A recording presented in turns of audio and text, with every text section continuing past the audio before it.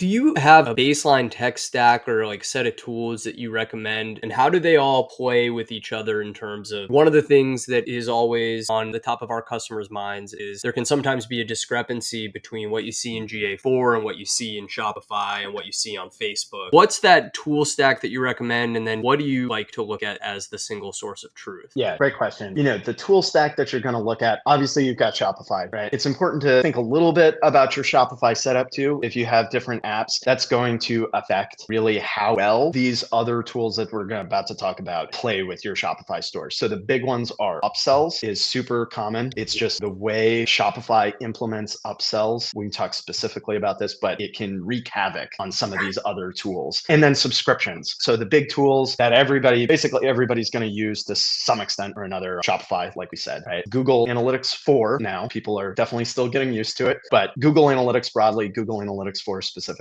And then the other ones are your advertising platforms. So that's Facebook, Google Ads for basically everybody. Klaviyo as the super common email one, obviously, right? But really wherever you're sending information to an advertising platform where you're going to be spending money on those ad platforms. I always like to draw a distinction between the different uses between why are we using these different tools, right? Google Analytics is an analytics platform. The only reason to implement Google Analytics on your site or to use it is to ask the sort of questions we've been talking about. What's my conversion rate? How many orders did I have last week? Stuff like that. Just analytics questions. That's the reason to send it there. We really send data to Facebook and Google Ads and wherever else for different reasons. We send those so that way Google Ads and Facebook can optimize our ad spend on their platform with as accurate data as possible. We always want to get as accurate data as possible across all of our platforms. That's sort of obvious, I think, right? But the intent is different. In Google Ads, if we're consistently off by 20% on measuring something and it's consistent, we could still use Google Analytics to analyze trends. That's what we're going to do, right? In Facebook, if we're consistently missing all of our subscription revenue or all of our upsells, then Facebook is not able to optimize our ads in their big machine learning algorithms that has nothing to do with anything we're doing in Facebook. Facebook itself is not able to optimize our ad spend and who it's showing ads because it's missing a big segment of our customer base, right? So if you're missing Kevin, Facebook is not going to optimize for everybody that looks like Kevin